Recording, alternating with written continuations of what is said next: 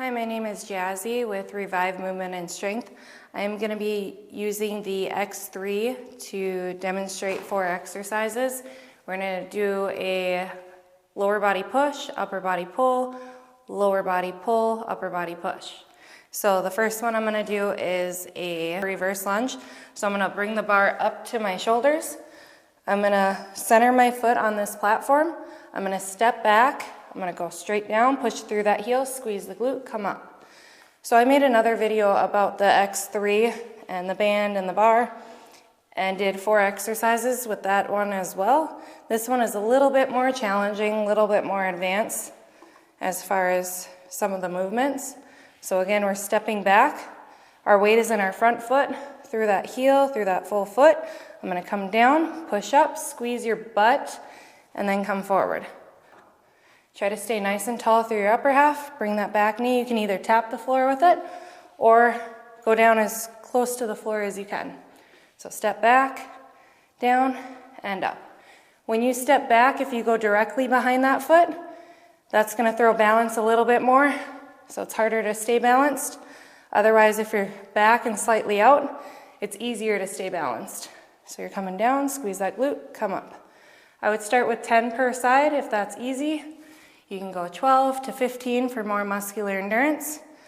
To make it more challenging, you would use a thicker band. Next one we're going to do is a bicep curl. So I'm going to turn the box a little bit.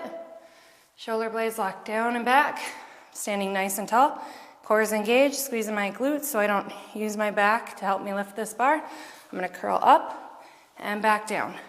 With this bar, make sure you don't pop yourself in the face with it. At the top, there's a little bit more resistance, and it's easy to let it go in towards your chest. Make sure you do not hit your chest with it. So feet shoulder width, standing nice and tall, shoulder blades down and back. Elbows are by my side, and I'm curling up and back down. Exhale, curl up. Inhale, bring it down. Standing nice and tall, I'm not moving the rest of my body. I'm just using my arms, using my biceps.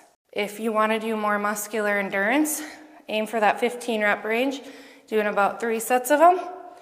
If you want to do more muscular strength or hypertrophy, you're going to use either this one that's a little bit thicker, X3 band, it's like a light gray, or there's this darker gray one that's going to provide even more resistance, or this really thick one. I'm going to take this down, so double looped here, make it more challenging.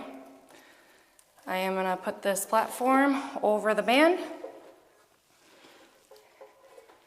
And like I said, this is going to be more advanced than the first exercise I showed you.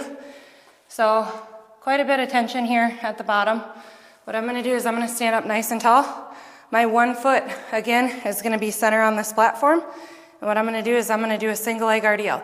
So I'm going to hinge, work on balance, come down to about mid-shin.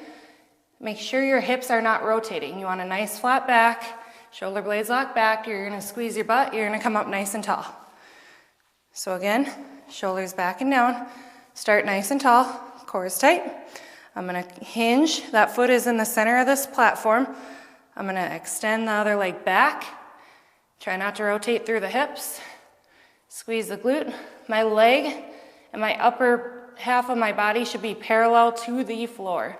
I'm pushing through that glute and through that heel, pushing through that heel, squeezing the glute as I come up.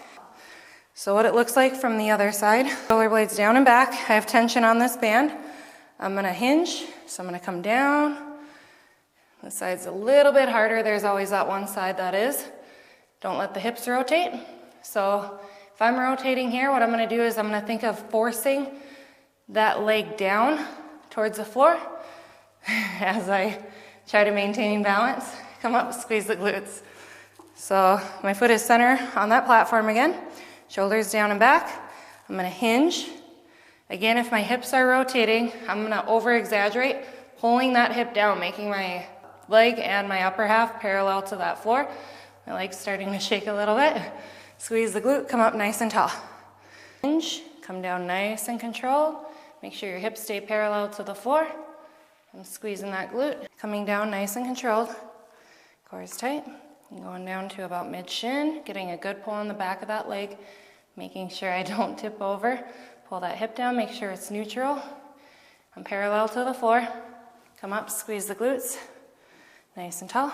And then you're gonna come back down, mid-shin, squeeze that glute, come up nice and tall. So this is gonna work the back side of your legs and your butt. It also works balance. So when you do this, make sure you go nice and slow and controlled on your movement as you go down and come up. I would start with 10 reps per side of those as well. Start with the lighter band if you're using an X3. The last exercise, I would start seated. This is an overhead tricep extension. Sitting nice and tall. I'm gonna bring my hands up. I'm gonna keep my elbows up. I'm gonna bring the hands behind my head, and then I'm gonna press overhead. So nice and tall, core is engaged. You're letting that band or your hands drop back. Elbows are staying forward, they're not way out to the side. And I'm gonna exhale, I'm gonna press up. Come down, press up. The farther you come down, the harder it is. So this lets off the tension, but then you gotta press back up out of that range of motion, or out of that movement. Come back down and press up. So you should feel this in your triceps.